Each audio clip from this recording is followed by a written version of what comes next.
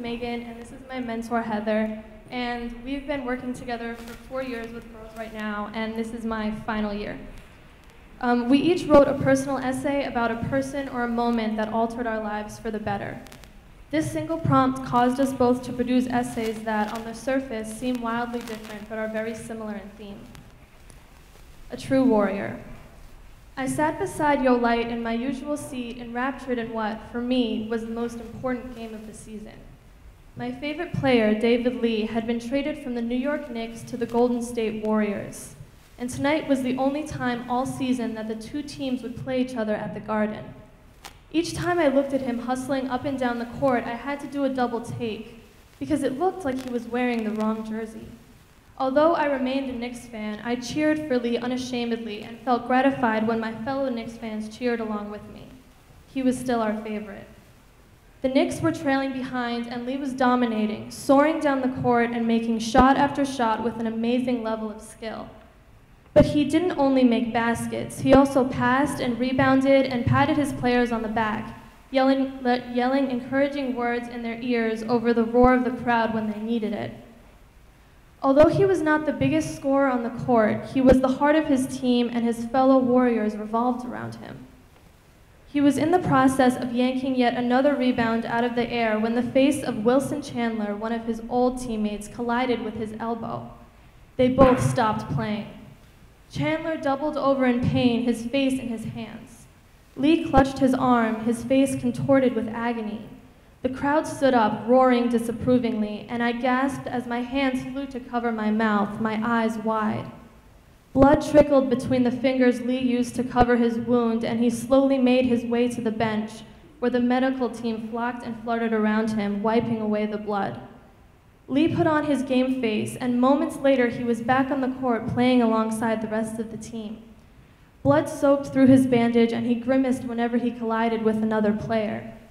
"Come on, Lee, it's just an elbow scratch," a fan behind me yelled. Rolling my eyes, I resisted the urge to turn around and yell back at him. Couldn't they see how much pain he was in? Couldn't they see all the blood? And yet, he played through the entire game, leading his team to the ultimate defeat of the Knicks, 122 to 117. The next day, it was discovered that during Lee's collision with Chandler, a fragment of Chandler's tooth had gotten lodged in his arm. It had become quickly infected, and he had to be hospitalized as a result. Some elbow scratch. I admired Lee enormously for the tenacity that he exhibited even after he got injured. He was no Kobe or LeBron, but he did carry his team on his shoulders. The high standards he set for himself affected everyone around him so that they all rose to the occasion. A true blue-collar player, Lee did not play for the stats, but for the wins. His strong character shone brightly on and off the court, and I saw in him the type of person I wanted to be. I had gone to Knicks games with my father for what seemed like my entire life. What had originally been a time for us to bond had become a source of inspiration to me. Suddenly, I realized that in watching the players run up and down the court, I was presented with different characters and personalities that laid out plainly the type of person I could be. Yes, when LeBron or Kobe entered the building, everything seemed to shine a bit more, but when Lee was there, his true grit and spirit was blinding.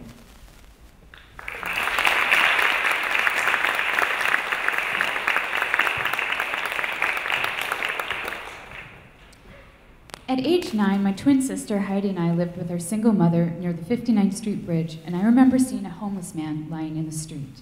I thought he was insane or crazy or just too lazy to get a job. After all, my mother kept it together by working nights as a nurse, leaving Heidi and I alone all night without a babysitter. And during the day, she walked us to our violin and flute lessons. But one day, something inside of Mother cracked. She lost her job, the bills piled up, the rent was months overdue, and soon we too were on the street and homeless. "You want one last look?" the city marshal asked on the day of our court-ordered evacuation. I shook my head no, and carried what I could in my arms. Mother followed with Heidi, and we watched the marshal place our furniture on the street and padlock our door. I never said goodbye to our neighbors, eating in the pizza parlor downstairs. Instead, I hid my face with a scarf and gripped my lifelong treasures, a diary and some dolls. When we arrived at the shelter, Mother unpacked a few sweaters and our overalls from a big black garbage bag. Families shared a room and had partitions for privacy. In the morning, some families left and others lined up in a dining area for a 3-foot-long block of government cheese. "We're leaving soon for school," a girl around our age said. "We go to private school," I lied. I thought the girl might turn us in to social services for being truant, and we'd be taken away from each other and put into an orphanage like Mother had said. The truth was, Mother had pulled us out of grade school years before and was attempting to Christian homeschool us. A week later, we met a couple in a grocery store who let us sleep on their couch, and when Mother's moods took over, my family was asked to leave, and we found another stranger's bed to sleep on. Heidi and I convinced ourselves that we were not like the homeless who napped next to us on the subway.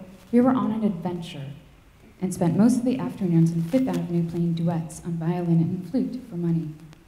At Christmas time, I decorated my violin case with tinsel, and I met a single mother named Martha. She lived in the projects off of 10th Avenue, worked at the A&P supermarket, and invited us to celebrate the holidays with her family. Our visit turned into a few weeks. During the day, Mother left Martha's apartment in search of a home. A babysitter named Jill arrived to watch Martha's young children. Heidi curled up in the corner with a book and growled at me whenever I interrupted her to play dress-up. After a while, Martha's kids got bored of sharing their toys with me, and the small apartment felt cramped. I wasn't wanted. So I locked myself in the bathroom and sang "The Sun Will Come Out Tomorrow" for my favorite Broadway musical, Annie. I convinced myself that I was just like the plucky orphan, and soon Daddy Warbucks would soon find me. But he never came knocking. Instead, Jill tapped lightly and said, "You have the voice of an angel. You must come out and sing to us." I was mortified. I didn't want the attention. I was the homeschooled, homeless, half-blood busker of Hell's Kitchen. But Jill was persistent, and before I knew it, I went from performing to the living room to the local community center. Jill gave me a standing ovation, and when the audience applauded, my confidence soared. I realized I wasn't just a little girl lost on the streets, shuffling along with Mother and my twin sister. I was going to make it, and all because someone believed in me. After 1 year of being homeless, welfare found us an apartment in Hell's Kitchen that was infested with mice and roaches. But we didn't care. We had a home and a friend that we could count on. 20 years later, I graduated from college, and at a party, Jill introduced me to a man I fell madly in love with. Within a couple of years, we married and recently became parents of a baby girl we named Daisy. I like to think of Jill as the accidental mentor. She wasn't a big CEO of a company. She didn't have experience as a life coach, and certainly had her hard times when she landed on welfare. But she was always smiling, telling me not to be afraid and that I could do anything I put my mind to, and that there were great things ahead for me. Jill showed me that by losing everything, my home and at times my mother, I was given an opportunity to discover my true essence, be responsible for my own happiness, and that every day presents another chance to make something of my life. Thank you.